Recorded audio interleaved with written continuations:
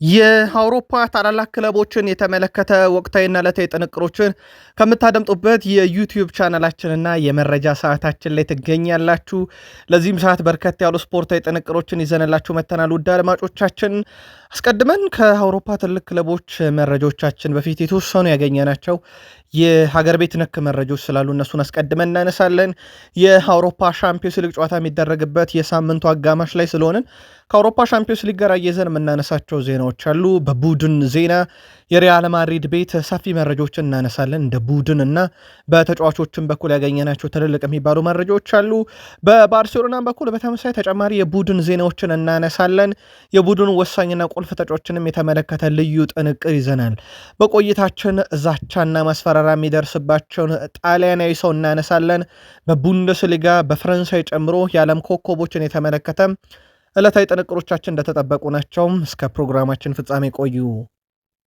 በእንግሊዝ ፕሪሚየር ሊግ የመረጃ ሰዓታችን አልቢትሮቹ ከምርጫ ውጭ ሆነዋል። በእርግጥ ሲጠበቅ የነበረ ውሳኔ ነው።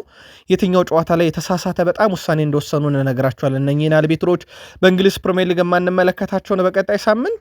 ከዛ ውጭ የታላላቅ ክለቦች የመረጃ ሰዓታችን የፔፕ ጋርዲዮላ ቡድን ማንቸስተር ሲቲን በተመለከተ አንድን ቡድን ለአምስተኛ ጊዜ ይፋለማል፣ ግን ቀላሉ ተጋጣሚያቸው ያክል ነው። በሰሜዎቹ በቼልሲም በኩል ተጨማሪ መረጃዎችን ይዘናል። ያስፈረሙት ተጫዋች እንዳለ ይታወቃል፣ እናስታውሳቸዋለን ይህን ተጫዋች። ከዛ ውጭ የቼልሲን ተከላካዮች በተመለከተና ሁለት ሌጀንዶችንም በቼልሲ በኩል እናነሳለን። የሊቨርፑሉ ተጫዋች ወደ ሪያል ማድሪድ ያቀናል በሚል መረጃዎች ከወጡ በኋላ በጉዳዩ ላይ የቅርብ ሰው ምላሽ ሰጥቶበታል። ለሊቨርፑል እናደርሳቸዋለን። ሊቨርፑል ቤት በሳምንቱ መጨረሻ ተጠባቂ ሁነቶችን በተመለከተና የቡድኑ ወሳኝና ቁልፍ ተጫዋች በተመለከተ እንዲሁ ልዩ ጥንቅር ይዘናል። ሊቨርፑልያንም እስከ ፕሮግራማችን ፍጻሜ ቆዩ። በአርሰናል በኩል ብዙ ያልተነገረለት ግን ሲኖር ቡድኑ የማይሸነፍ አንድ በጣም ወሳኝ ተጫዋች እናነሳለን። ከዛ ውጭ ሂዜ በርካታ ትችቶችን አስተናግዷል። በጨዋታ ጥሩ አይደለም በሚል በተለይም በቅርብ ጊዜያት ወዲህ እድል ሲያገኝ ተጨማሪ መረጃዎችን በጉዳዩ ላይ ይዘን መጥተናል። አርሰናልን ከዝውውር ጋር በተያዘና ቀጣይ ቡድኑ ስላቀዳቸው እቅዶች በተለይም ከሲዝኑ መጨረሻ አካባቢ ጋር በተያዘ ውሳኔዎችን በተመለከተ ለአርሰናል ደጋፊዎች የምናደርሳችሁ መረጃ አለ። ማንቸስተር ዩናይትድ 18 ሚሊዮን ፓውንድ ሊያገኝበት የሚችል አንድ ፕሮግራም ላይ እንዲታደሙ ፍላጎቶች አሉ ተብሏል። ከወዴት የሚለውን እንነግራችኋለን። ይህ ገንዘብ በቀጣይ ክረምት ራሱን ለማደራጀት ለዩናይትድ በብዙ ጠቃሚ ሊሆን ይችላል እየተባለ ነው። ፋብሪዞ ሮማኖም በማንቸስተር ዩናይትድ አንድ ዝውውር ጉዳይ ላይ ጥርት ያለን መረጃ ይዞ ወጥቷል። የማንቸስተር ዩናይትድ የቡድን ዜናን እናነሳለን። ከዛ ውጪ በሁለቱ አካላት መካከል ክፍፍል ተፈጥሯል እየተባለ ነው። በግሌዘሮችና በራክሴፍ መካከል ምን ተፈጠረ? ምናልባትም የሚከፈፈሉ ቡድኑን ወደ ተፈለገው ሽያጭ ወስድላቸው ይሆን? ለዩናይትድ ደጋፊዎች ተጨማሪ ጥንቅር ይዘናል። አብራችሁን ቆዩ። በሀገር ቤት እንጀምር። በተለያዩ ምክንያቶች ሳይከናወን የነበረው የኢትዮጵያ እግር ኳስ ፌዴሬሽን ሽልማት የ2017 የውድድር ዓመት ምርጦችን እውቅና የመስጠት መርሃ ግብር ማክሰኞ የካቲት 17 2018 ዓ.ም እንዲካሄድ ተወስኗል። በዚህ መሰረት ውድ ቤተሰቦቻችን የሽልማት መርሃ ግብር የኢትዮጵያ ሴቶች ፕሪሚየር ሊግ፣ የወንዶች ከፍተኛ ሊግ፣ የሴቶች ከፍተኛ ሊግ፣ የሊግ አንድ እና ከ20 ዓመት በታች የፕሪሚየር ሊግ ኮከብ ተጫዋቾች፣ ኮከብ አሰልጣኝ፣ ኮከብ ግብ ጠባቂ፣ ከፍተኛ ጎል አስቆጣሪ እንዲሁም ምስጉን ዳኞችና ረዳት ዳኞች ሽልማት የሚበረከትላቸው እንደሆነም ነው ይፋ የተደረገው። ስለዚህ የኢትዮጵያ እግር ኳስ ፌዴሬሽን ሽልማቱን በፊታችን ማክሰኞ የካቲት 17 እንደዚሁ እንደሚያከናውን ይፋ አድርጓል። በኢትዮጵያ ፕሪሚየር ሊግ ከጨዋታ በኋላ የጨዋታውን ኮከብ ሽልማት በተመለከተ በቀጣይ እንግዲህ ሽልማት እንደሚበረከት ይፋ ተደርጓል። እንግዲህ በጎፈሬና በኦቢኤን ቲቪ ለኮከቦች ተጫዋች ሽልማት በየጨዋታ የሚሰጥ አዋርድ አዘጋጅተው ለማቅረብ ነው ከስምነት ዛሬ ደረሱት። ውሉም ለ2 ዓመት የሚቆይ ሲሆን በየጨዋታው ኮከብ ተብለው ለሚመረጡ ተጫዋቾች በአይነቱ ለየት ያለ እጅግ ማራኪ ሽልማት ሁሌ ወጥ በሆነ መልኩ እንደሚሰጥ ነው የተገለጸው። ከሁለተኛው ዙር የሊጉ ጨዋታ ጀምሮ ይህ ሽልማት እንደሚሰጥ ይፋ ተደርጓል ማለት ነው። ስለዚህ ከጨዋታ መጠናቀቅ በኋላ ለኮከብ ተጫዋቾች የሚሰጥ ሽልማት ይኖራል ማለት ነው። በኢትዮጵያ ፕሪሚየር ሊግ ከረፍት ሲመለስ ምናልባት ከዝውውር ጋር በተያያዘ ተጨማሪ መረጃ ለማድረስ አሰልጣኝ አሸናፊ በቀለ ጋር በገባው ተደጋጋሚ ሰጣ ገባ በክለቡ ደስተኛ ካልነበሩ 4 ተጫዋቾች አንዱ የነበረው አጥቂው አንተነህ ተፈራ በመጪው ክለቡን ለቆ ማረፊያው ባህር ዳር እንደሚሆን ተረጋግጧል። ከትውልድ ሀገሩ አዶላ ወዬና ሻኪሶ በኋላ በኢትዮጵያ ቡና የ3 ዓመት ቆይታን በማድረግ ከብዙሃኑ ጋር መታወቅ የቻለ ሲሆን በመጨረሻ 2 ዓመታት ፈርሞ 6 ወር ብቻ ከተጫወተበት ሸገር ከተማ ጋር ባስገባው መልቀቂያም መጨረሻ ክለቡ ተቀብሎት ማረፊያው የጣና ሞገድ እንደሚሆን እስከ ውድድር ዓመቱ ተረጋግጧል። ሸገር ከተማ በምትኩ ትላንት ቢኒያም ፍቅሩን እንደዚሁ ማስፈረሙ የሚዘነጋ አይደለም። ወደ አውሮፓ መረጃችን ተሻገርን። የአውሮፓ ምሽቶችን እናንሳ ውድ ቤተሰቦቻችን። የአውሮፓ ሻምፒዮንስ ሊግ በመጣ ሳምንቶቹ በመጡ ቁጥር ልዩ ጥንቅሮችን እንደምናቀርብላችሁ ይታወቃል። የዚህ ሳምንት ጥንቅራችን ደግሞ የጨዋታ ኮከቦችን በተመለከተ ነው። እስካሁን 3 ተጫዋቾች 3 ጊዜ የአውሮፓ ሻምፒዮንስ ሊግ የምሽቱ ኮከብ ተብለው ተመርጠዋል። በዚህ መሰረት ኬሊያን ምባፔ 3 ጊዜ አሸንፈዋል። ቪክተር ኦሲሜን ከጋላታ ሰራይ 3 ጊዜ፣ ዲ ካቴሌሬ ከአታላንታ 3 ጊዜ ያሸነፉ ተጫዋች ናቸው። የኒካስሉ ጎርደን፣ የፓሪሰን ጀርሜኑ ኑኖ ሜንዴሽ፣ የፖርቱጋል ሜቱ ሂዩጅ፣ እንደዚሁም የዩቬንቱስ ኬነን ያልዲዝ፣ የአትሌቲኮ ማድሪዱ ሲሚዮኔ የዲየጎ ሲሞኔ ልጅ ማለት ነው፣ የኦሎምፒያኮሱ ማርቲኔስ እና እንደዚሁም የኢንተሩ ቱራም ደግሞ 2 ጊዜ የአውሮፓ ሻምፒዮንስ ሊግ የጨዋታ ኮከብ ተብለው በዚህ ዓመት ተመርጠዋል። የጥሎ ማለፍ ጨዋታ ያለባቸው ክለቦች ግን ተጫዋቾቻቸውን ከዚህ በላይ ማስመረጥም እንዲሁ ይችላሉ። በሪያል ማድሪድ በኩል የአርቢዮላን ቆይታ በተመለከተም አንዳንድ መረጃዎች ከወደ ሪያል ማድሪድ አካባቢ እየወጡ ይገኛሉ። እነኚህ መረጃዎች ውድ ቤተሰቦቻችን የውድድር ዓመቱ የተመሰረተ ቆይታ ይኖራቸዋል። በቀጣይነት የእሳቸው ቋሚነት የሚረጋገጠው በውድድር ዓመቱ ሪያል ማድሪድ በሚያስመዘግበው ውጤት ላይ ይሆናል። ይሄም እንደ ዕቅድ ውስጥ ተካቷል እየተባለ ይገኛል። አሰልጣኙ ቋሚ መሆንን ይሻሉ፣ ግን ደግሞ ሪያል ማድሪድ በዓመቱ ምን ያሳካል የሚለው በጣም ወሳኝነት አለው። ግን ትልቁ ጥያቄ ሪያል ማድሪድ አሁን የላሊጋ መሪነትን ተረክቧል። ያውም በ2 ነጥብ የአውሮፓ ሻምፒዮንስ ሊግ ጥሎ ማለፍ 2 ጨዋታ አለበት 16 ውስጥ ለመግባት። የኮፓ ዴላሬ ነገር አብቅቷል። ሱፐር ካፑን ተሸንፏል። ስለዚህ በተቀሩት 2 ውድድሮች ላይ ምን ያሳካል የሚለው ነገር የአሰልጣኙን ቆይታ ከጊዜያዊነት ወደ ቋሚነት ሊቀይረው እንደሚችል ነው የተዘገበው። አሰልጣኝ አርቢዮላም ሐሳቡን ያጋራል። ያለፈው የቤኔፊካ ጨዋታ አላስገረመኝም ያሉት አርቢዮላ ሞሪኒዮ በፍጹም ሊያስገረመኝ አይችልም ብለዋል። ጆዜ ሞሪኒዮ ምን ማድረግ እንደሚችል አውቃለሁ። ተመሳሳይ ጨዋታ ጠብቃለሁ። ምናልባት የበለጠ ጥሩ ቡድን ይዘውም እንደሚቀርቡ አምናለሁኝ። ቤኔፊካን ስለመቀበል ያስቡ እንደሆነ የጠየቁት አሰልጣኙ ሐሳባችን በቀል ሳይሆን ማሸነፍ ነው። ጨዋታዎችን ማሸነፍ፣ ወደ ፍጻሜ መሄድ፣ ዋንጫዎችን ማሸነፍ ላይ ነው ትኩረት የምናደርገው። እኛ ከበቀል ጋር የተያያዘ ስራ ውስጥ አንገባም ብለዋል። አያይዞም ዓላማችን ሻምፒዮንስ ሊጉን ማሸነፍ ነው። በቡድኑ ውስጥ እንግዲህ ስለ በቀል ሳይሆን ውድድርን አሸንፎ ዋንጫ ስለማንሳት ብቻ ነው እየታሰበ የሚገኘው ሲሉ ተደምጠዋል አሰልጣኙ። ይህም ነገር እንግዲህ በጨዋታ ትመለከቱታላችሁ ሲሉ ተደምጠዋል። ምናልባት የእሳቸውን ቆይታ ከሚያጸኑ ጉዳዮችም አንዱ የአውሮፓ ሻምፒዮንስ ሊግ እንደሆነ ይታወቃል። ኬሊያን ምባፔ በጉዳት ምክንያት በሌለባቸው ጨዋታ ጎንዛሎ እንደሚሰለፍ ይታወቃል። እስካሁን ያለ ኬሊያን ምባፔ ማድሪድ ሲጫወት እና ጎንዛሎን ሲጠቀም ጎንዛሎ 11 ግቦችን አስቆጥሯል። በጣምራም የተጫወቱበት ጨዋታ አለ ጎንዛሎ እና ኬሊያን ምባፔ በጣምራ ሲጫወቱ ግን ጎንዛሎ 1 ግብ አላስቆጠርም። ስለዚህ ጎንዛሎ ለሪያል ማድሪድ በጣም ጠቃሚ የሚሆነው ለብቻው ሲጫወት ነው። በጣም አስደናቂ ግጥምጥሞች ነው።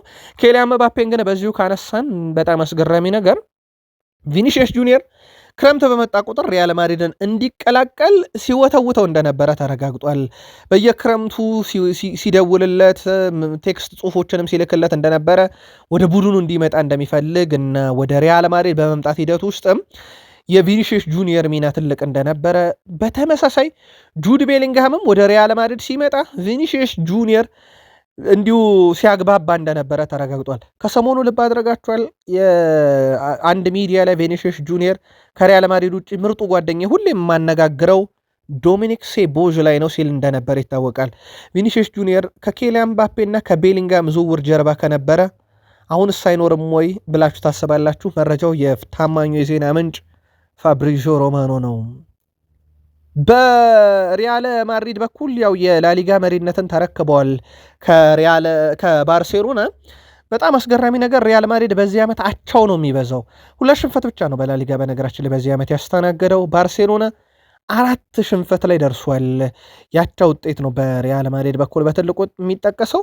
ቡድኑ አሁንም ተስፋ ያለው የውድድር ዓመቱን በዋንጫ የማጠናቀቅ ለባርሴሎናም ለሪያል ማድሪድ በእርግጥ የውድድር ዓመቱ ዝግ አይደለም፣ ግን ሪያል ማድሪድ እስካሁን የተሸነፋቸው የጨዋታ ብዛት በእጥፍ ያንሳሉ ከባርሴሎና። ባርሴሎና 4 ሪያል ማድሪድ 2። ቪኒሺየስ ጁኒየር ደግሞ በላሊጋ መጫወት ከጀመረበት ጊዜ አንስቶ ለቡድኑ 14 ፍጹም ቅጣት ምቶችን አስገኝቷል።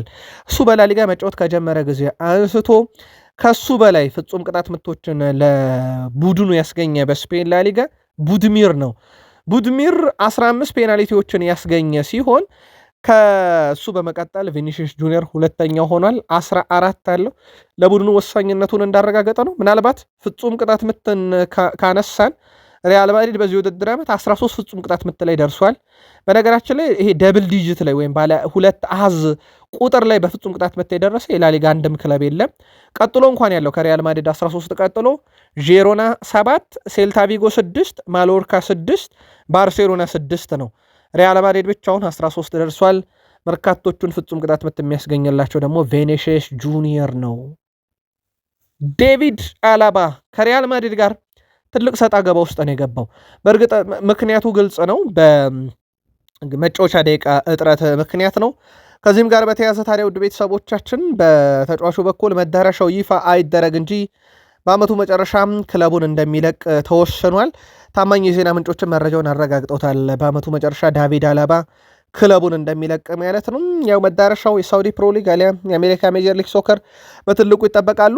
ሌላው የቡድኑ ወሳኝና ቁልፍ ተጫዋች ፌደ ቫልቬርዴ ቪኒሺየስ ጁኒየር የቡድናችን ተጽዕኖ ፈጣሪ ተጫዋች ነው፣ ልጄ እኔን ለማየት ሜዳ አይመጣም። የቪኒሺየስ ጁኒየር አድናቂ ነው። ቪኒሺየስ ጁኒየር ተጽዕኖ ፈጣሪነቱ እዚህ ደረጃ ድረስ ነው ብሏል። ልጆቻችን እንኳን እሱን ለማየት ስቴዲየም ይመጣሉ። እሱ በሜዳ ላይ የሚያደርጋቸው ነገሮች ለቡድንም ጠቃሚ ናቸው፣ ለተመልካች ደግሞ አዘናኝም ናቸውና ልጆቼ እንኳን ሳይቀሩ እሱን ለማየት ነው እዛ ድረስ የሚመጡት ሲል ተደምጧል። ከዚህ ጋር በተያያዘ ውድ ቤተሰቦቻችን ቪኒሺየስ ጁኒየር እስካሁን በሪያል ማድሪድ እንዲሁ ኮንትራቱን እንዳላደሰ የሚታወቅ ነገር ነው። ባርሴሎና እንደ ሳምንቱ ሽንፈት እንዳስተናገደ ይታወቃል። ያልተጠበቀ ሽንፈት ነው በዢሮና የገጠመው። ያውም የላሊጋ መሪነትን እንደሚያጣበት እያወቀ ያደረገው ጨዋታ ነው። ጨዋታው በዢሮና 2-1 አሸናፊነት ሲጠናቀቅ የጨዋታ ኮከብ ተብሎ የተመረጠው በነገራችን ላይ ውድ ቤተሰቦቻችን የባርሴሎና ግብ ጠባቂ ሁዋን ጋርሺያ ነው። በጨዋታው ላይ 7 ኳሶችን አድኗል። ይህ እሱ ያዳናቸው ናቸው። ብረት የመለሰውን ኢላማውን የጠበቀ ኳስ ተከላካዮች ያዳኑትን አያካትትም። 7 ኳሶችን ግን አድኗል። በዚህ አጋጣሚ የዢሮናው ግብ ጠባቂ የማዳን ግዴታ የነበረበት 4 ነው። ከዡዋን ጋርሻም ለ3 ያነሰ ማለት ነው። የጨዋታውም ኮከብ መባል የሚገባ ይመስላል። በእርግጥ እሱም ከጨዋታው በኋላ ከጋዜጠኞች በርካታ ኳሶችን አድናል ቢባልም ወይም ቢደነቅም ያው ቡድኔ እስካላሸነፈ ድረስ እነኚህ በቂ አይደሉም ሲል ተደምጧል። በጨዋታው ግን ድንቅ ነበር። ያው በስተመጨረሻም ቡድኑን መታደግ ባይችልም ማለት ነው የላሊጋ መሪነቱን በ2 ነጥብ እንዳጣው ይታወቃል። ከጨዋታው ጋር በተያያዘ ያው ፔናልቲ ተስቷል ወይም ፍጹም ቅጣት ምት ተስቷል ከረፍት በፊት በላሚን ያማል በኩል ማለት ነው። በነገራችን ላይ 3 ፍጹም ቅጣት ምቶችን በአንድ የውድድር ዓመት ባርሴሎና የሳተው ለመጨረሻ ጊዜ በፈረንጆች አቆጣጠር 2015-16 ዓመተ ምህረት ነበረ። ከዛ በኋላ ለመጀመሪያ ጊዜ ነው በአንድ ሲዝን 3ኛ ጊዜ መለያ ምትን የሳተው። ትላንትና ላሚን ያማል ብረት ነበር የመለሰበት። እንደ አጠቃላይ ትላንትና በርካታ ኳሶችን እንደተነጠቀ ነግሬያቸዋለሁ። ወደ 24 ኳስ ተነጥቋል። ላሚን ያማል 24 ኳስ ቢነጠቅም በዚህ ውድድር ዓመት ግን 100ኛ ድሪብሉን አሳክቷል። 100 ሲደመር ደርሷል። አንድም ተጫዋች በሊግ ደረጃ 100 ድሪብል ላይ የደረሰ የለም። በላሊጋ በባርሴሎና ቤት የሚጫወተው ተጫዋች ላሚን ያማል ግን 100ኛ ስኬታማ ድሪብሉ ላይ በዚህ ውድድር ዓመት ደርሷል። ከአውሮፓ 5 ታላላቅ ሊጎችም ቀዳሚ ተጫዋች ነው። ጣሊያን እንሂድ ውድ ቤተሰቦቻችን። ጣሊያን ውስጥ ትልቅ ጨዋታ ነበረ በሳምንቱ መጨረሻ ዩቬንቱስ ከኢንተር ሚላን። ዩቬንቱስ ከኢንተር ሚላን ያደረጉት የጣሊያን ሴሪ ጨዋታ የመሩት ዳኛ ፍሬድሪኮ ላፔና ማስፈራሪያና ዛቻ እየደረሰባቸው ነው።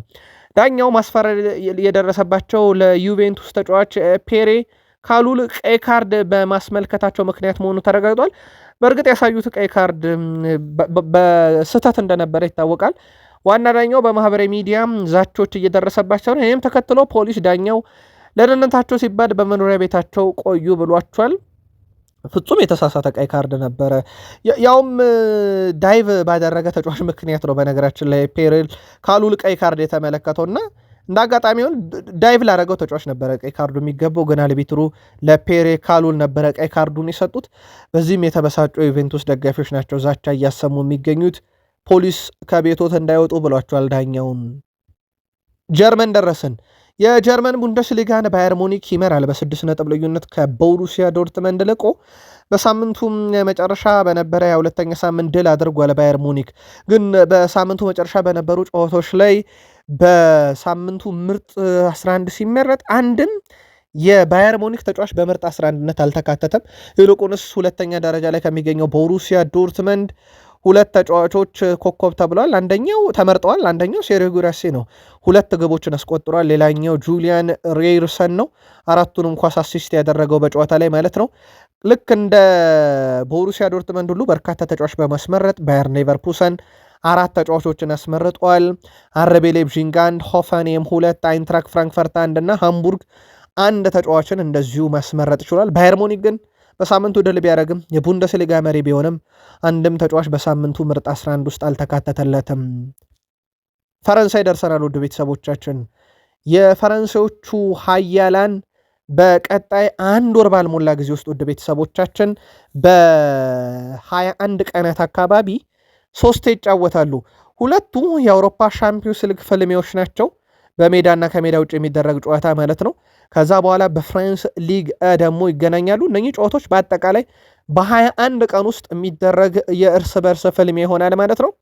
በእነኚህ የእርስ በርስ ፍልሚያዎች መካከል አንድ ተጨማሪ ጨዋታ ብቻ ነው ክለቦቹ በመሃል ላይ የሚያደርጉት ሌላ ክለብ የሚገጥሙት ማለት ነው ሁለቱ። ከዛ በዘለለ ከበድ ያለ ፍልሚያ ይጠብቃቸዋል። እንደ አጋጣሚ ሆኖ በጥሎ ማለፍ አንድ የፈረንሳይ ቡድን እንደሚቀነስ ተረጋግጧል። ምክንያቱም ፓሪስ ሰን ዠርሜን ከሞናኮ በጥሎ ማለፍ ውስጥ እንደተገናኙ የሚዘነጋ አይደለም።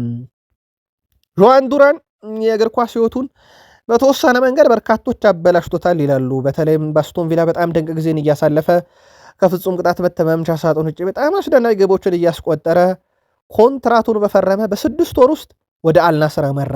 ረብጣ ብሮችን ማለት ነው። ከዛ በኋላ ከአልናስር ጋር ህይወት አልተመቸውም። ስለዚህ ወደ ፌነርባቼ ያቀና። ፌነርባቼ መልቀን ነው አሁን በዜኔት ፒተርስበርግ እየተጫወተ ይገኛል። እንደ አጠቃላይ በፌነርባቼ እና በዜኔት ፒተርስበርግ አጠቃላይ 6 ጨዋታዎችን በቋሚነት ጀምሯል። 12 ግብ አለው። ቋሚ ሆኖ ሲጀምር በጣም አደገኛው ተጫዋች ሆኗል። ግን በርካቶች የእግር ኳስ ህይወቱ ላይ ጥሩ ውሳኔ አልወሰነም በሚል ከሚተቹ ተጫዋች አንደኛው እንደሆነ ይታወቃል። ከዚህ በላይ አቅም የነበረውና በአውሮፓ ውስጥም ትልቅ ክለቦችን መዳረሻው ማድረግ የሚችልበት እድሜ ላይ ለቆ ወደ አውሮፓ ሄዷል በሚል ነው። በሀያዎቹ መጀመሪያ አካባቢ እያለ ነው አስቶን ቪላ ለቆ ወደ አልናስር አቀንቶ የነበረው። CR7 ክርስቲያኖ ሮናልዶ በተሳተፈባቸው ውድድሮች፣ በተሳተፈባቸው መድረኮች፣ በተጫወተባቸው ክለቦች ከፍተኛ ግብ አስቆጣሪነትን የመያዝ ችግር የለበትም። በነገራችን ላይ የፕሪሚየር ሊግ፣ የላሊጋ፣ የሴሪኤ እና የሳውዲ ፕሮ ሊግ ከፍተኛ ግብ አስቆጣሪ ሆኖ ውድድር ዓመትን ጨርሷል። ከጥሎ ማለፍ ጨዋታዎች ደግሞ እንደ ሻምፒዮንስ ሊግ፣ የአረብ ክለብ ካፕ፣ የፊፋ ክለብ ካፕ እንደዚሁም በሀገር ደረጃ ደግሞ የአውሮፓን ዋንጫ ከፍተኛ ግብ አስቆጣሪ ሆኖ ሲዝኖቹን አጠናቋል። በጥሎ ማለፎቹ ደግሞ በብሔራዊ ቡድን ደረጃ የፖርቱጋል የምንጊዜም ከፍተኛ ግብ አስቆጣሪ ነው። በክለብ ደረጃ ደግሞ የሪያል ማድሪድ የምንጊዜም ከፍተኛ ግብ አስቆጣሪ ነው። የአውሮፓ ሻምፒዮንስ ሊግ በጥሎ ማለፍ ደግሞ የምንጊዜም ከፍተኛ ግብ አስቆጣሪ ነው። ክርስቲያኖ ሮናልዶ ፌብሩዋሪ 5 ነበረ 2026 41 ዓመት የሞላው። አሁንም እየተጫወተ ነው። በቀጣይነት ከክለቡ አልናስር ጋር የሳውዲ ፕሮ ሊግን ዋንጫ ማንሳት ትልቁ ህልሙ ነው። ከሀገሩ ፖርቱጋል ጋር የዓለም ዋንጫ፣ በግል ደረጃ ደግሞ 1000 ግቦችን ማስቆጠር እንደሆነ ይታወቃል። ከሰሞኑ የቀድሞ የቡድን አጋሩና የብሔራዊ ቡድን አጋሩ ሉዊስ ናኒ አልሜዳ ዳኮና አትጠራጠሩ ሮናልዶ 1000 ግቦች ላይ ደርሳል ማለቱ ይታወቃል። እነኚህ ላይ ለመድረስ 38 ግቦች ብቻ እንደሚቀሩት ይታወቃል። እንግሊዝ ደርሰናል ውድ ቤተሰቦቻችን። በተወዳጁ የእንግሊዝ ፕሪሚየር ሊግ የዕለቱ መረጃችን በሳምንቱ መጨረሻ ከሚጠበቁ ጨዋታዎች ጋር በተያዘ አንዳንድ ውሳኔዎች እየተወሰኑ ይገኛሉ ውድ ቤተሰቦቻችን። ይህም ውሳኔ የአልቢትሮችን ምርጫ በተመለከተ ነው። ምን ተወሰነ የሚለውን ደግሞ ከዚህ በማስቀጠል እናቀርብላችሁ። ግን በሳምንቱ መጨረሻ ጨዋታዎች ሲደርሱ የእናንተን ክለብ ጨዋታ እንዲመራ የማትፈልጉት የእንግሊዝ ፕሪሚየር ሊግ ዳኛ እንዲህ በስም ነጠላችሁ ያወቃችሁታል ወይ? ክለባችሁ ላይ ጥሩ ውሳኔዎችን ባለመወሰን በሀሳብ መስጫ ሳጥናችን ላይ ጻፉልን። ከዳኝነት ጋር በተያዘ ክሪስ ካቫናና ረዳታቸው ኒክ ግሪንሃልን በቀጣይ በሚደረግ የፕሪሚየር ሊግ ጨዋታ ላይ እንዳይዳኙ ተወስኗል። ይሄ ውሳኔ የተወሰነባቸው ደግሞ በኤፍኤ ካፕ አራተኛ ዙር ጨዋታ የአስቶን ቪላን እና የኒካስል ዩናይትድን ጨዋታ በመሩበት ሂደት ነው። በተለይም የመሃል ሜዳ ዳኛው ክሪስ ካቫና እና ረዳቶቻቸው ኒካስል ዩናይትድ ላይ የወሰኗቸው ውሳኔዎች በብዙ አስተዛዛቢ ነበረ። በተለይም ረዳት ዳኞቹ በራሱ አንድ ፍጹም ቅጣት ምት ለኒካስል ዩናይትድ የከለከሉበት መንገድ እና ፍጹም ቅጣት ምት ውስጥ አይደለም በእጅ የተነካው ከፍጹም ቅጣት ምት ሳጥን ውጭ ነው ብለው ቅጣት ምት የሰጡበት መንገድ ለብዙ ትዝብት የዳረጋቸው ነበረ። ክሪስ ካቫናን ጨዋታውን ምናልባት አልቢትሮቹ ላይ ብዙ ወቀሳ እንዳይቀርብ ያደረገው ኒካስል ማሸነፉ ነው። ምናልባት አስቶን ቪላ አሸንፎ ኒካስል ወድቆ ቢሆን ኖሮ ትልቅም ዘመቻ ይከፈት ነበረ። በወቅቱ እንደሚታወቀው ምንም አይነት የቪዲዮ አሲስታንት ሪፈሪ እንዳልነበረ ይታወቃል፣ ወይም የቫር ቴክኖሎጂ አልነበረም። ያም ደግሞ እንደ ግሪምሲ ቢታውን ያሉ ስቴዲየሞች ያ ቴክኖሎጂ የሌላቸውም። ስለዚህ ሁሉም ጨዋታዎች በኩል መንገድ እንዲዳኙ በማድረግ ነበር። የእንግሊዝ ፕሪሚየር ሊግ የዳኞች ማህበርም ለዚህ ሳምንት የጨዋታ የሚመሩ ዳኞችን ሲመርጡ ክሪስ ካቫናና ረዳቶቻቸውን ከዝርዝር ውጭ ያደርገዋቸዋል። በኤፍኤ ካፕ አምስተኛ ዙር ጨዋታ የፔፕ ጋርዲዮላ ቡድን ማንቸስተር ሲቲ በቀጣይ የሚፋለመው የሄዲያውን ኒውካስል ዩናይትድ እንደሆነ ይታወቃል። ይህ ማለት ፕሪሚየር ሊግን፣ ኤፍኤ ካፕን፣ ካራቦ ካፕን ደምረን አምስተኛ ጊዜ በአንድ ውድድር ይገናኛሉ እንደማለት ነው። እስካሁን ሶስቱን አጠናቋል። አንድ የፕሪሚየር ሊግ ጨዋታ ኢታር ላይ እና እንደዚሁም የኤፍኤ ካፕ አምስተኛ ዙር ጨዋታ ይቀራቸዋል ማለት ነው ከጣደለድሉ በኋላ። በእርግጥ ማንቸስተር ሲቲን ለማሸነፍ በብዙ ይቸገራል ኒውካስል ዩናይትድ። በፕሪሚየር ሊግ የመጀመሪያ ዙር ጨዋታ 2-1 በሆነ ውጤት ድል አድርገዋቸዋል። በዚህ ውድድር ዓመት የነበረ የመጀመሪያ ዙር ጨዋታ ነው ሴንት ጄምስ ፓርክ ስቴዲየም ላይ። ከዛ ውጪ በካራቦ ካፕ የነበሩ ሁለቱንም የግማሽ ፍጻሜ ጨዋታ በሴንት ጄምስ ፓርክ ስቴዲየም ድረስ አቅንቶ 2-0 ኢታር ላይ 3-1 ሲቲ አሸንፎ ለፍጻሜ እንደበቃ ይታወቃል። እንደ አጠቃላይ ባለፉት ወደ 17 የሚጠጉ ወደ 15 የሚጠጉ ጨዋታዎች 11ዱን ድል ያደረገው ሲቲ ነው። 2 አቻ፣ 2 ጊዜ ደግሞ ኒውካስል አሸንፏል። እምብዛም የሚከብደው አይነት ተጋጣሚ አይደለም ለሲቲ። ግን በዚህ ውድድር ዓመት እንዳጠቃላይ 5ኛ ጊዜ እንደዚሁ የሚፋለሙ ይሆናል ማንቸስተር ሲቲ ከኒውካስል ዩናይትድ። በቼልሲ በኩል ተጫዋች እንዳስፈረሙ ይታወቃል። ብዙ አይነገርም፣ ተጫዋቹ በውሰት ስላለ ነው። ይህ ተጫዋች ኢሜጋ ይባላል። በስትራስቡርግ እየተጫወተ ይገኛል። ትልቁ ጥያቄ አሁን ከአሰልጣኝ ሊያም ሮዛኔር ጋር ጸብ ነው ያለው። ውድ ቤተሰቦቻችን በጸብ ምክንያት ከቡድኑም ቀንሶት ነበረ በወቅቱ። አሁን እሳቸውም በቼልሲ ይገኛሉ። በፕሮፋይል ደረጃ ይህ የኒኮላስ ጃክሰንን አይነት አጫወት የሚጫወት ተጫዋች ነው። ልብ አድርጉ፣ ኒኮላስ ጃክሰን በቀጣይ ክረምት ላይ በባየር ሙኒክ ውሉን አጠናቆ ይመለሳል፣ ቋሚ አያደርግም ተብሏል። በዚህ ሂደት ውስጥ ታዲያ ከሊያም ሮዛኔር ጋር ጸብ ውስጥ ያለው የቼልሲ ንብረት የሆነው ኢሜጋ ወይንስ በማሬስካ ስር ይሄ ለቡድኑ ወሳኝ አይደለም ተብሎ ከቡድኑ የተሰናበተው ጃክሰን ማን ምርጫቸው ይሆናል የሚለው ቀጣይ ክረምት ይጠበቃል። ቀጣይ ክረምት ላይ ከሁለት አንዳቸው ግን በክለቡ ላይቀጥሉ ይችላሉ ተብሏል። የቼልሲ የተከላካይ ክፍል ላይ ከሚጫወቱ ተጫዋቾች እንደ ቻሎባ፣ ባድሻሊ እና ቶንሲ አድራቢው መሳሰሉ ተጫዋቾች በቀጣይ ክረምት ላይ ከክለቡ ጋር የቆይታቸው ነገር አጠራጣሪ ነው ተብሏል። በርከት ያሉ ለቼልሲ ቅርብ የሆኑ የዜና ምንጮች ቼልሲ በቀጣይ ክረምት ላይ ልምድ ያለው ተጫዋችን ወደ ቡድኑ የማምጣት እቅድ አለውና የእነኚህ ተጫዋቾች ቆይታ ጉዳይ እርግጥ አይደለም እየተባለ ይገኛል። ማማዱ ሳርን ከስትራስቡርግ እንዳመጡ ይታወቃሉ ቼልሲዎች። በተጨማሪነት በተለይም እንደ ቨርጅል ቫንዳይክ መሆንን አለማለው እያለ የእግር ኳስ ሂደቱ ላይ እንግዲህ በርካታ ሌጀንዶች እንደሚመለከትና እነሱን እንደ ተሞክሮ የሚወስደው ማማዱ ሳር በኤፍኤ ካፕ በነበረ ጨዋታ ላይ ድል አግኝቶ ነበረ። በጣም አስደናቂ ጊዜንም እያሳለፈ እንደነበረ ይታወቃል። እናም በዚህም ተጫዋች መምጣትና ሌሎች ልምድ ያላቸው ለመጨመር ቻሎባ፣ ባድሻሌና ቶሲ አድራቢው ቆይታቸው እርግጥ አይደለም ተብሏል። ኤዲን ሃዛርድ፣ ጆዜ ሞሪኒዮ ሁለት ሌጀንዶችን እናንሳ በቼልሲ እግር ኳስ ታሪክ ውስጥ። በሁለቱ መካከል ከነበረ ግንኙነት ውስጥ ኤዲን ሃዛርድ ከሰሞኑ ከዘጋርዲያን ጋር በነበረው ቆይታ አንዱን አጋጣሚ ያነሳል። እንደ አጋጣሚ ሆኖ ኤዲን ሃዛርድ በአንድ ጨዋታ ላይ ለመገኘት ለመመልከት ማለት ነው ወደ ሊል አቅንቶ ነበረ። በዛን ወቅት ታዲያ ፓስፖርቱ ይጠፋና ወደ ቼልሲ ልምምድ ሲመለስ በጣም ዘግይቶ ነበር የደረሰው። ከዛ በቀጣዩ ጨዋታ ላይ እሳቸው ከቡድኑ ይቀንሱታል። በዚህ አልተከፋውም ነበር ብሏል። ግን እኔን በወቅቱ የጆዜ ሞሪኒዮ ውሳኔ ያስገረመኝ ጨዋታው ለቼልሲ በጣም ወሳኝ ነበረ። የቡድኑ ቁልፍ ተጫዋች ተደርጌ ቆጠር ነበር። በጨዋታውም ላይ ውጤት ለውጥ ያመጣሉ ተብሎ በሚዲያም ዘርፍ የምጠበቀው ሰው እኔ ነበርኩኝ። ግን ጆዜ ሞሪኒዮ ጋር ቀልድ የለም። ከጨዋታ ውጭ ያደረጉኝ የጨዋታ ወሳኝ ሰው በሆንም እና የእሳቸው አንዳንድ ውሳኔዎች በጣም ያስገርሙኛል። ያለ ጥፋት ሁላ ሊቀጡ ይችላሉ፣ ከወሰኑ ወሰኑ ነበር ብሏል። ሊቨርፑል ደረስን። ከሰሞኑ ከሊቨርፑል ጋር በተያያዘ አንድ የሚነሳ ጉዳይ አለ። የዶሚኒክ ሶቦስላይ ጉዳይ። ውድ ቤተሰቦቻችን ተጫዋቹ ጋር በተያያዘ በርካታ መረጃዎች እየወጡ እንደሆነ ይታወቃል። ከሰሞኑ ከዚህ ጋር በተያያዘ የዶሚኒክ ሶቦስላይ ወኪል የሆነው ማቲያስ ኤስቴርሃዚ ስለ ጉዳዩ መረጃን ይዞ ወጥቷል። ዝምታውን ሰብሯል። ዶሚኒክ እንዲህ አይነት ብቃት ሲያሳይ ቀጥሎ ስለሚሆነው ነገር ማውራት በተመልካቹ ዘንድ የተለመደ ነው ብሏል። ይህ ወሬ ለእኛ ይህ ጉዳያችን አይደለም። የውድድር ዘመኑ አጋማሽ ላይ ነን። በፕሪሚየር ሊግ፣ በኤፍኤ ካፕ እና በሻምፒዮንስ ሊግ ላይ ብዙ ስራ ከዶሚኒክ ሶቦስላይ ፊት ይጠብቀዋል።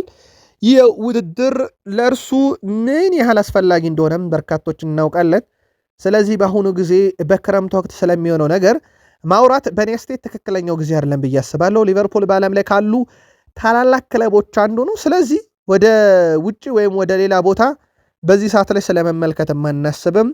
ግን ይህ ሁሉ ዘገባዎች ሲወጡ ዋናው ምክንያት የዶሚኒክ ሶቦስላይ ብቃት ማደግ ነው እያሉ ይገኛሉ። የሃንጋሪ ብሔራዊ ቡድን አሰልጣኝ ግን ነገሩን ቁልጭ አድርገው ሶቦስላይ በማድሪድ መጫወት ህልሙ ነው ሲሉ፣ የሪያል ማድሪድ ኮከብ ቪኒሲየስ ጁኒየር ደግሞ ልክ እንደ ቤሊንግሃምን እንዲመጣ አድርጌያለሁ፣ ልክ እንደ ኬሊያን መባፔን እንዲመጣ አድርጌያለሁ እያለ ያለ ሰው ከዶሚኒክ ሶቦስላይ ጋር ጥሩ ግንኙነት እንዳላቸው ከሰሞኑ በተደጋጋሚ ሲናገር እንደነበረ ይታወቃል። ቀጣይ ጨዋታ ከኖቲንግሃም ፎረስት ጋር ነው። ሲቲ ግራውንድ። ያው ኖቲንግሃም ፎረስት ሶስተኛውን አሰልጣኝ ያሰናብቷል፣ ኑኖ ስፕሪንቶ ሳንቶስን። ከዛ በኋላ አንሄ ፖስቴኮግሉን፣ ከዛ በኋላ ደግሞ የሻንዳይችን ስንብት ሰማን። አሁን ደግሞ አዲስ አሰልጣኝ ሾሟል። ከወልቭስ ጋር ውጣ ውረድ የበዛበት ጊዜን ያሳልፉ። በተለይም በዚህ ውድድር ዓመት አምና እንኳን አተርፈውታል። ቪቶር ፔሬራን ሾሟል። አዲስ አሰልጣኝ የሾመን ክለብ መግጠም በብዙ መንገድ አስቸጋሪ ነው ይባላል፣ ቡድኑን ተነሳሽነት ስለሚጨምር። ለማንኛውም ያንን ተጠባቂ ጨዋታ ሊቨርፑል ከኖቲንግሃም ፎረስት ሲቲ ግራውንድ የሚደረግን ጨዋታ አንቶኒ ቴይለር በመሃል ሜዳ ዳኝነት ይመሩታል። የመስመር ዳኞች ግሬግ ቤስዊክ እና አዳም ኑን፣ አራተኛ ዳኛ ዲን ዋይት ቶስት፣ እንዲሁም በቫር ዳኛነት ፖል ቴርኒ፣ ረዳት ቫር ዳኛ አንድሪያን ሆልመንስ ይሆናሉ ማለት ነው። ያው ፕሪሚየር ሊግ ላይ ግን የቫር ዳኝነት ይመለሳል። ምናልባት በተሻለ መንገድ ኤፍኤ ካፕ ላይ ካየናቸው ትልልቅ የዳኝነት ስህተቶች የቀነሰ የፕሪሚየር ሊግ ጨዋታ ደግሞ ቀጣይ ሳምንት ጀምሮ ይካሄዳል። ከሊቨርፑል ተጫዋቾች ጋር በተያያዘ ምናልባት ከ21 ዓመት በታች ቡድን ውስጥ ያለውን ጄደን ዳንሳን በተመለከተ የ21 ዓመት በታች የሊቨርፑል አሰልጣኝ ሮብ ፔጅ ስለ ጄደን ዳንሳ ሀሳቡን አጋርቷል። ጄደን በጣም ጥሩ ስራን እየሰራ ነው። ማክሰኞ የሕክምና ምርመራ አለው። ስለዚህ በምን አይነት ደረጃ ላይ እንዳለ የበለጠ እናውቃለን። በየቀኑ ጠዋት ሜዳ ላይ ይወጣል እና በየቀኑ እየተሻለ ነው፣ እየጠነከረ ነው። ለዋናው ቡድን ተስፋ ካላቸውና በተለይም ዋናውን ቡድን በማገልገል ደረጃ በጣም ወሳኝነትና ቁልፍ ሚና ካላቸው ተጫዋቾች ውስጥ አንደኛ የሆነው ይህ ተጫዋች በጊዜ ወደ ቡድኑ ተመልሶ ግልጋሎት ይሰጣል ብለን እንጠብቃለን ብሏል። ጥሩ መሻሻሎችም እያየንበት ነው ብሏል። የሕክምና ቡድን አባላቶቹ በሚነግሩን ሂደት መሰረትም ለጨዋታ ይበቃል ብሏል። የሊቨርፑል ዋናው ቡድን ያለበት የጉዳት መጠን ይታወቃል። በተለይም በመከላከል ስፍራው ላይ በርካታ ጉዳቶች ያጋጠመው ክለብ እንደሆነ የሚታወቅ ነው። አርሰናል ቤት ብዙ እየተነገረለት አይደለም። ክርስቲያን ሞሽኬራ፣ በእርግጥ ካስታወሳችሁ ክርስቲያን ሞሽኬራ ወደ አርሰናል በመጣ ሰዓት ላይ ከቡድኑ ጋር ሳሊባ አልነበረም በጉዳት ምክንያት እና ክርስቲያን ሞሽኬራ ተሰልፎ ተጫውቶ ተጠባባቂ ያደረገዋል አያደረገውም የሚል ዘገባውላ ሲሰራ ነበረ። ክርስቲያን ሞሽኬራ ለአርሰናል ቋሚ ሆኖ በጀመረባቸው ጨዋታዎች ማለት ነው እስካሁን አርሰናል ከቼልሲ እና ከብሬንትፎርድ ጋር አቻ ከወጣው ጨዋታ ውጪ በሙሉ ጨዋታ ውድ ቤተሰቦቻችን ድል ማድረግ ችሏል። እነኚህ ጨዋታ ብዛትም 10 ናቸው። 10 ጨዋታ ድል ሲያደርግ ከ12 ጨዋታ 10ሩን ድል ሲያደርግ አርሰናል 2 ጨዋታ አቻ ወጥቷል። ያ ማለት ሞሽኬራ ቋሚ ሆኖ ሲጀምር አርሰናል አይሸነፍም ማለት ነው። እነኚህም ጨዋታዎች ያው እንዳልኳቸው ከቼልሲ እና ከብሬንትፎርድ ጋር ብቻ ነው ከ12ቱ ጨዋታ አቻ ወጥተው ድል ያደረጉት ኖቲንግሃም ፎረስት፣ አትሌቲኮ ቢልባኦ፣ ፖርትቬል፣ ኒውካስል ዩናይትድ፣ ብራይተን ኤንድ ሆቭ አልቢዮን፣ ባየር ሙኒክ፣ ብሬንትፎርድ፣ ኢንተር ሚላን፣ ካይራት አልማቲ፣ ዊጋን አትሌቲክ ላይ ቋሚ ሆኖ ነው የጀመረው። እነኚህን ጨዋታዎች በሙሉ አርሰናል ድል አድርጓል። በጣም ድንቅ የሚባል ፈራሚ ይመስላል ቁጥሮቹን ካየን። በኢዜ በኩል ከሰሞኑ እየተሰጠ ያለውን እድል በትክክል እየተጠቀመ አይደለም በሚል ትችቶች ሲቀርቡበት ነበር። በነገራችን ላይ ወደ ቤተሰቦቻችን ክሪስታል ፓላስ ጋር ሆኖ ካደረጋቸው ጨዋታዎች በላይ አሁን በአርሰናል ተጫውቷል በአንድ ሲዝን ውስጥ። ምክንያቱም አርሰናል በርካታ ውድድሮችን በተለይም የአውሮፓ ሻምፒዮንስ ሊግን ጨምሮ እንደሚጫወት ይታወቃል። በዛ ላይ የተሻለ ርቀትንም በመሄድ በጥሎ ማለፍ ጨዋታዎች ላይ አርሰናል የተሻለው ቡድን ሆኗል። ከዚህ ጋር በተያያዘም ኢዜ በተሰለፈባቸው አጠቃላይ 15 የመጨረሻ ጨዋታዎች ላይ እንዳጠቃላይ ከተጫወታቸው ማለት ነው ከ7 በታች ሬቲንግ የለውም።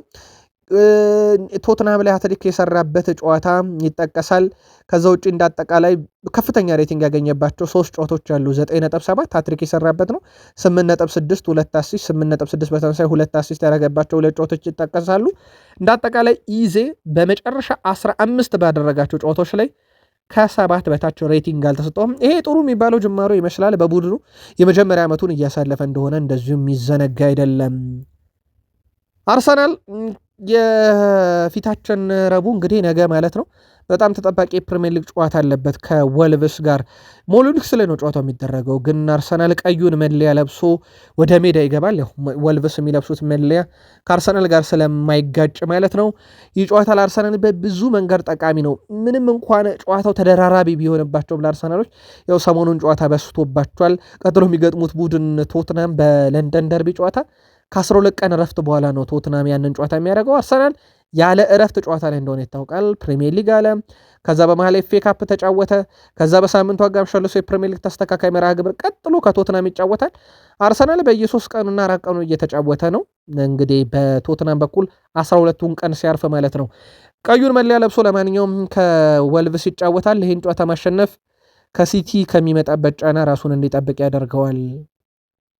አርሰናል ከጥቅምት ወር ጀምሮ ቫልዴባስን ሲከታተል እንደነበረ ይታወቃል። ይህ ተጫዋች በማድሪድ በኩል የመጨረሻ ውሳኔ እንዳልተወሰነበት ይታወቃል። ኤሲ ሚላን አሁን ፈላጊ ሆኖ ብቅ ያለ ሌላኛው ክለብ ሆኗል።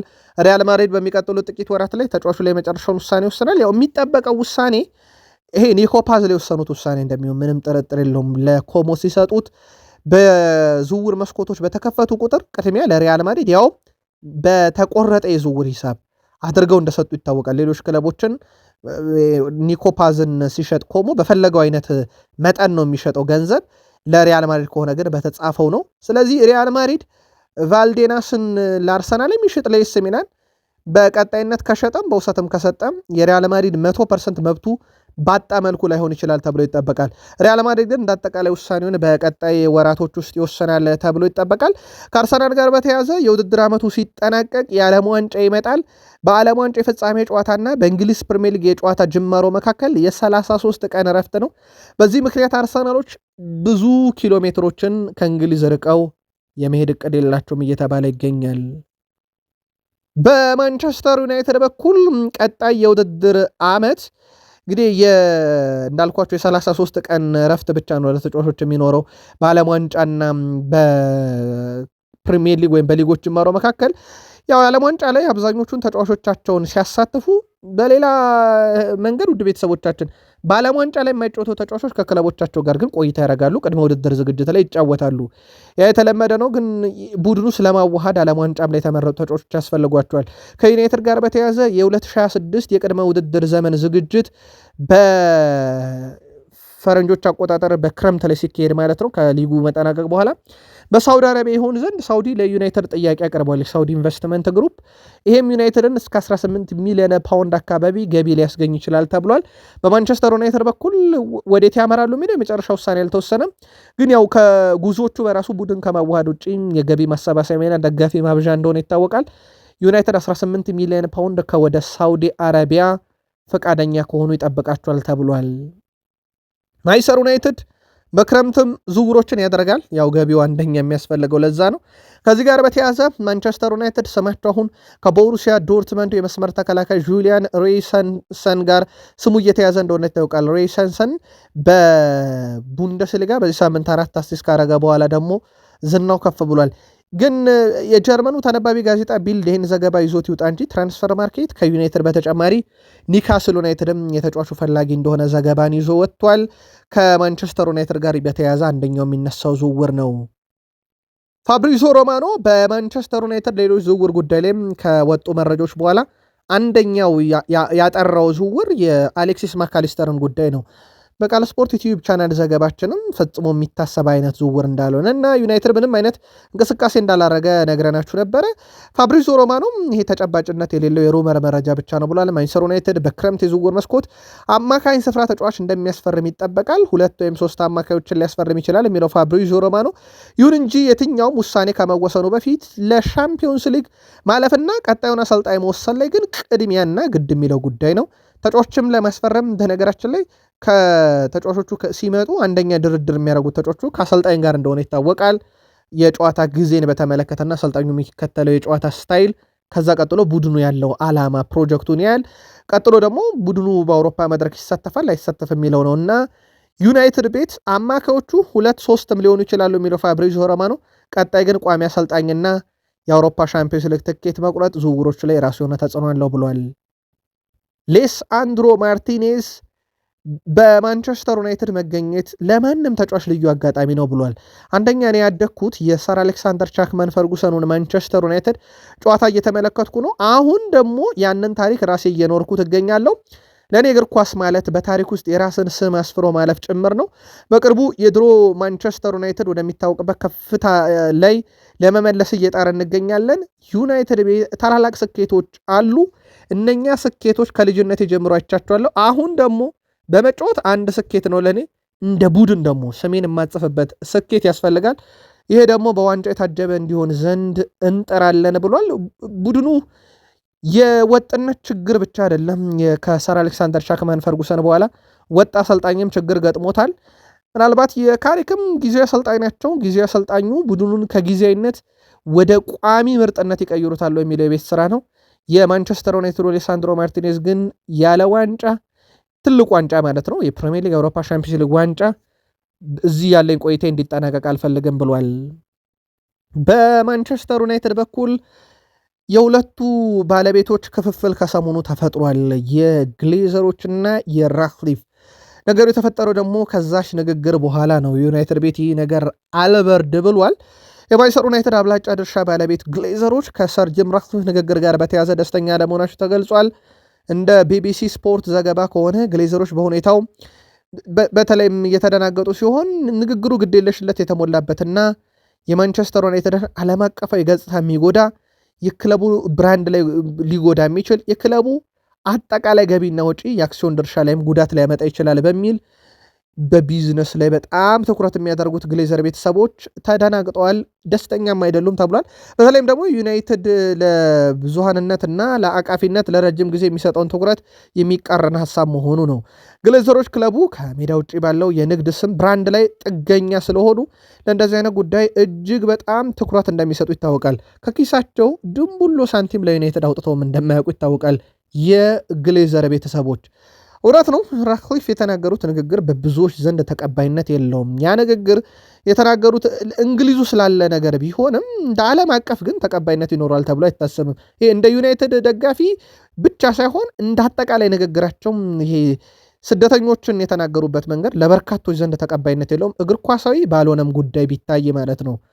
ግሌዘሮችን ያሳሰባቸው ግን ከዛ በተቃራኒው ነው። የክለቡን የንግድ ስም ያጠፋብናል፣ ያ ደግሞ ገቢያችንን ይቀንሳል የሚለው ነው። ኤፍኤ በሚቀጥሉት ቀናት ራትክሊፍ በስደተኞች ላይ የሰነዘሩትን ትችት በተመለከተ ውሳኔ ወስናል ተብሏል። ውሳኔው ከመደበኛ ክስ እስከ ግል ማስጠንቀቂያ ወይም ምንም አይነት እርምጃ አለመውሰድ ሊሆን ይችላል። ግን ውሳኔውም በማንቸስተር ዩናይትድ ላይ የራሱ የሆነ ተጽዕኖም ሊያሳድር ይችላል። የኤፍኤው ቀጣይ ውሳኔ ምንድን ነው የሚለው ደግሞ ተከታትለን የምናደርሳችሁ ይሆናል። ማንቸስተር ዩናይትድ ከ2 ሳምንት እረፍት በኋላ በፕሪሚየር ሊግ በሂል ዲክሰን ስቴዲየም ከኤቨርተን ጋር ጨዋታ ያደርጋል። ምናልባት የማይክል ካሪክን ቆይታ የሚወስኑ የቀሩ 12 ጨዋታዎች ውስጥ 5ቱ ከኤቨርተን፣ ክሪስታል ፓላስ፣ ኒካስል፣ አስቶን ቪላ እና በርንማውዝ ጋር የሚደረግ ጨዋታ ነው። በማንቸስተር ዩናይትድ በኩል እነኚህ ጨዋታዎች የሚደረጉት በአንድ ወር ገደማ ጊዜ ውስጥ ነው። 5 ጨዋታ ለማድረግ 1 ወር ገደማ ነው። ያ ማለት ለዩናይትድ ሰፊ ስፔሶች አሁንም አሉ። ቡድኑ እረፍት እያደረገ መምጣቱ ወይም በቂ እረፍት ማግኘቱ ከሪትም አይወጣውም ብሏል ማይክል ካሪክ። ይልቁንስ በብዙ መንገድ እየተጠቀምንበት ነው ይሄን አጋጣሚ የማንቸስተር ዩናይትድ የውድድር ዓመት ላይ በመጥፎ ጎኑ ተጽዕኖ እንዳያሳድር ይልቁንስ በጥሩ ጎኑ ተጽዕኖ እንድናሳድርበታለን ወይም እንጠቀምበታለን ብሏል። ይሄን እረፍት እያረፈ የሚጫወተው ማንቸስተር ዩናይትድ እነኝን ከፊቱ ያለው 5 ጨዋታዎችን ኤቨርተን፣ ፓላስ፣ ኒካስል፣ አስቶን ቪላ፣ በርንማውስ ከነኚህ ጨዋታዎች 3ቱን ከሜዳ ውጭ 2ቱን በሜዳው ምን ያህል ነጥብ ሊሰበስብበት ይችላል ዩናይትድ ያናጋሩ። እኛ እዚህ ጋር እናብቃ። ሰናይ ቀን